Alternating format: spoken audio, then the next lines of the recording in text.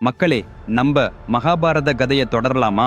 அர்ஜுனன் உதவிக்காக வந்தபோது துரியோதனன் உள்ளிட்ட கௌரவர்களை நோக்கி கிருஷ்ணர் இவ்வாறு பேசினார். துரியோதனா, நான் செய்ய முடியும் உதவியை 2 சமபாகங்களாக பிரிக்கப் போகிறேன். அந்த 2 பகுதிகளில் உனக்கும் அர்ஜுனனுக்கும் ஏது வேண்டுமோ என்பதை நீங்களே தெரிவு செய்து கொள்ளலாம். அதை ஏற்றுக்கொண்டான் துரியோதனன். சரி, இதை எவ்வாறு பிரிப்பதென்று பார்க்கிறேன் என்று கூறினான். அப்பொழுது கிருஷ்ணர், நான் சொல்வதை கவனமாக கேளுங்கள். என் துவாரகையில் என்னைப்போல் சக்தி வாய்ந்த வாரியர்கள் 10,000 பேர் இருக்கிறார்கள்.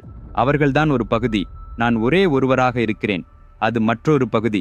அதோடு நான் யாருடைய தரப்பில் இருந்தாலும் நான் யுத்தத்தில் அஸ்திரமோ எதையும் பிடிக்க மாட்டேன். உண்மையில் நான் யுத்தமே செய்யப் போவதில்லை. தயவு செய்து இலவச ஆலோசனை கொடுக்க மட்டும் உறுதியாக உள்ளேன் என்றார். துரியோதனன் உடனே, யுத்தத்தில் போராட மாட்டேன் என்று விரும்பும் ஒருவன் எவ்வளவு சக்திவானாக இருந்தாலும் பயனில்லை. எனக்கு உன் 10,000 படைத்தான் வேண்டும் என்று கேட்டுக்கொண்டான். அப்பொழுது கிருஷ்ணர், துரியோதனா, முதலில் தேர்ந்தெடுக்கும் உரிமையை நான் அர்ஜுனனுக்கே தருகிறேன் என்றார். இது நியாயமில்லாத செயல். நான் தான் முதலில் வந்தவன். எனக்கே முதலாவது விருப்பம் சொல்லும் உரிமை இருக்கிறது. என்னை தவிர்த்து அவனுக்கே எப்படி உரிமை தருகிறாய்? இதுதான் தர்மமா என்று துரியோதனன் கத்தினான். அதற்கு பதிலளித்த கிருஷ்ணர், இதேதான் தர்மம் துரியோதனா. எப்போதாவது பகிர்ந்து கொள்ளும் பொழுது முதலில் வாய்ப்பு வயதில் இளையவருக்கே உண்டு. அப்படி செய்வதுதான் சாத்திரம். அப்படி நோக்கினால் அர்ஜுனன் உனக்கு காண்கையில் சிறியவனாக இருப்பதால் இப்பக்கம் சரியான தர்மம்தான். அப்படி இருக்க அர்ஜுனா, உனக்கு என்ன வேண்டுமென்று சொல்லிவிடு என்றார். அர்ஜுனன் ஒரு நொடியும் யோசிக்காமலே, எனக்கு வேண்டியது நீயே கிருஷ்ணா என்றான். அதை கேட்ட துரியோதனன் பிரமித்து மகிழ்ச்சியில் திளைத்தான். ஆஹா, இந்த முட்டாள் அர்ஜுனன் எந்த பயனுமில்லாத கிருஷ்ணனை விரும்பிறானே. சத்தியமாக எனக்கு தான் வெற்றி என்று நினைத்து கொண்டு, கிருஷ்ணா, இதோ உன் வாக்குப்படி 10,000 வீரர்கள் என்னிடமே என்று நினைவில் வைத்துக்கொள் என்றான். அப்படி மகிழ்ந்தபடி துரியோதனன் அங்கிருந்து கிளம்பினான். அப்போது கிருஷ்ணர் அர்ஜுனனை முறைத்து பார்த்து, அர்ஜுனா, உனக்கு உதவியே செய்ய வேண்டுமென்ற எண்ணத்தில்தான் துரியோதனனுக்கு வாய்ப்பு மறுக்கப்பட்டது. நான் யுத்தம் செய்யவே மாட்டேன் என்பதை முன்பே சொன்னேன். இருந்தும் நீ ஏன் என்னை தேர்ந்தெடுத்தாய் என்று கேட்டார். அதற்கு அர்ஜுனன், என்ன சொல்கிறாய் கிருஷ்ணா? சிறுவயதில் யசோதம்மாள் உன் செவியை பிடித்து உன் வாயை திறக்கச் சொன்னபோது உன் வாயின் உள்ளே 14 புவனங்களையும் மறைத்திருக்கிறாய் என்று அவளுக்கு தெரிந்துவிட்டது. பத்தியிலேயே 14 உலகங்களை காப்பாற்றும் அளவு அற்புத சக்தி உடையவனால் 10,000 படையே வரட்டும், 10 கோடி படையும் வரட்டும், அவை உனக்கு பக்கத்தில் 1 மண் அளவிற்கும் விற்கும் சமமல்ல என்றான். பின்னர் கிருஷ்ணர், சரி சரி, இப்போ துரியோதனன் எங்கே சென்றான் என்று உனக்கு தெரிகிறதா என்று கேட்டார். அர்ஜுனன், நன்றாக தெரிகிறது. அவர் எங்களுக்கு துணை கேட்கப் போவது இல்லை. ஆனாலும் இப்போ அவர் பலராமரிடம் ஆதரவு பெறச் சென்றிருக்கார் என்றான். அதற்கு கிருஷ்ணர், அப்படியானால் நாமும் பலராமரிடம் உதவி கேட்க வேண்டாமா என்று கேட்டார். அர்ஜுனன் அவரை பார்த்து, பாலராமர் யுத்தம் செய்வதற்காக வந்தால் எதிரணியின் படையை ஒரே நொடியில் சாய்த்து விடுவார். அப்படிப்பட்ட பாலராமர் நமக்கு போட்டியாக இருந்தால் நாளை நாம் கூட வெற்றி அடைவோம் என்றால் அது எல்லாம் பலராமரின் சக்தி என்று மக்கள் சொல்லிவிடுவர். அது எங்களுக்கு வேண்டாத பரிசு. எனவே நமக்கு பாலராமரின் உதவி வேண்டாம் என்றான். அப்படியானால் பாலராமர் துரியோதனனின் தரப்பில் சேர்ந்து விட்டால் என்ன செய்வாய் என்று கிருஷ்ணர் கேட்டபோது, அதான் நீ இங்கேயே இருக்கிறாயே கிருஷ்ணா என்று அர்ஜுனன் மகிழ்ச்சியுடன் கூறினான். ஃப்ரெண்ட்ஸ், ஒரு மிகவும் வியப்பூட்டும் கதையை படித்துவிட்டால் அது ஒரு மனிதனின் வாழ்வையே மாற்றிவிடும் என நீங்கள் நம்புவீர்களா? உங்களின் பிள்ளைகளுக்கு அந்த கதையை சொல்லிக் கொடுத்தால் அவர்கள் வாழ்க்கைக்கு தேவையான மதிப்புகளை கற்றுக்கொள்வார்கள் என நீங்கள் நம்புவீர்களா? நீங்கள் இப்பொழுது அனுபவிக்கிற அல்லது எதிர்கொள்ளப் போகிற எந்த பிரச்சனைக்கும் தீர்வு ஒரே ஒரு கதையை படித்தால் கிடைத்துவிடும் என நீங்கள் நம்புவீர்களா? ஆம், இது சாத்தியம். அதற்கான ஒரே விஷயம், மனித இனத்தின் வரலாற்றில் எப்போதும் எழுதப்பட்ட மிகப்பெரிய காவியமான மகாபாரதம். இந்த கதை எதை விடவும் விறுவிறுப்பாக, எத்தனை சிறந்த படைப்புகளை விட 100 மடங்கு வலிமையுடன் மனதை ஆட்டி வைக்கிறது என்பதில் சந்தேகமில்லை. It's a challenge. விக்ரமாதித்ய அவர்கள் எழுதிய மகாபாரதத்தின் முழு கதை 2 பகுதிகளாக புத்தகமும் இபுக் வடிவிலும் அமேசான் மற்றும் 43 ஆன்லைன் ஸ்டோர்களில் கிடைக்கிறது. உலகெங்கிலும் இந்த புத்தகம் 54 மொழிகளில் கிடைக்கிறது. இவ்விடியோவின் கீழ் உள்ள விளக்கப் பகுதியில் டிஸ்கிரிப்ஷன் லிங்க்ஸ் கொடுத்துள்ளேன். உடனே ஆர்டர் செய்யுங்கள். ஏனென்றால் இது ஒரு சாதாரண புத்தகம் மட்டுமல்ல, இது உங்களின் வாழ்க்கைக்கு தேவைப்படும் நூலகம். அர்ஜுனன் மீண்டும் கிருஷ்ணரை நோக்கி, கிருஷ்ணா, யுத்தத்தில் நீ போராட வேண்டிய அவசியமில்லை. என் ரதத்தின் சாரதியாக இருந்தால் போதும். நீ முன் இருக்கிறாய், நான் பின் இருக்கிறேன். நமது ரதம் முன்னே செல்கையில் படைநிலத்தில் 100 சூரியர்கள் ஒரே நேரத்தில் தரைமேல் எழுந்தாற்போல் தெரியும். அன்று வெற்றி நம்முடையதே கிருஷ்ணா என்று உறுதியாகச் சொன்னான்.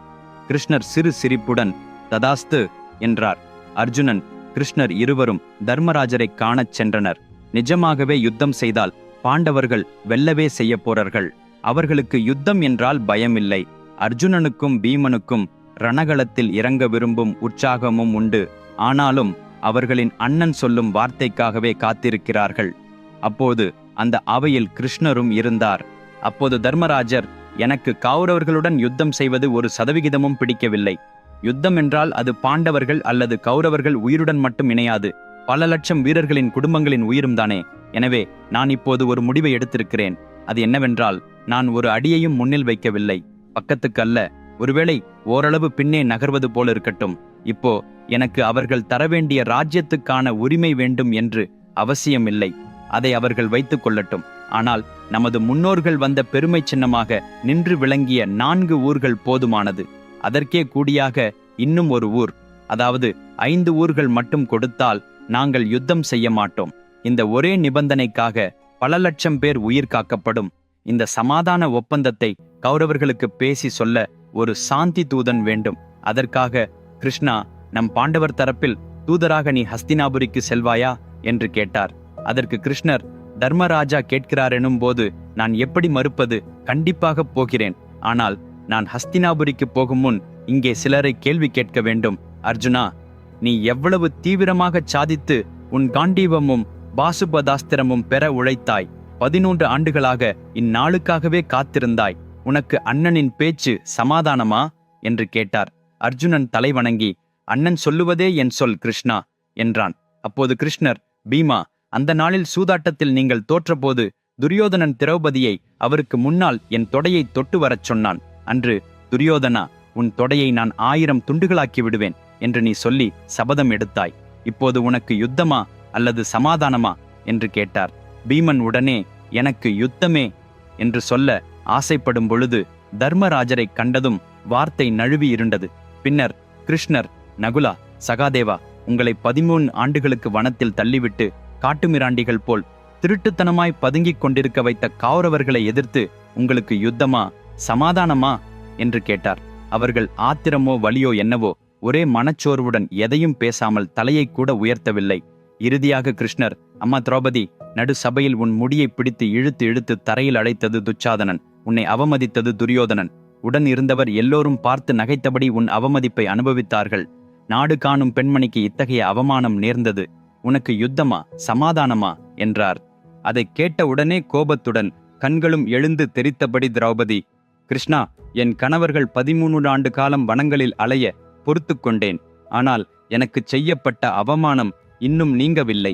என்னை நடுமன்றத்தில் இழுத்து அழைத்த துரியோதனன், துச்சாசனன், அதை கண்டுவிட்டும் சிரித்து கொண்ட கௌரவர்கள் முழுவதும் அவர்களது பெரியோர்கள் உட்பட எந்த ஆதரவையும் வழங்காதவர்கள்.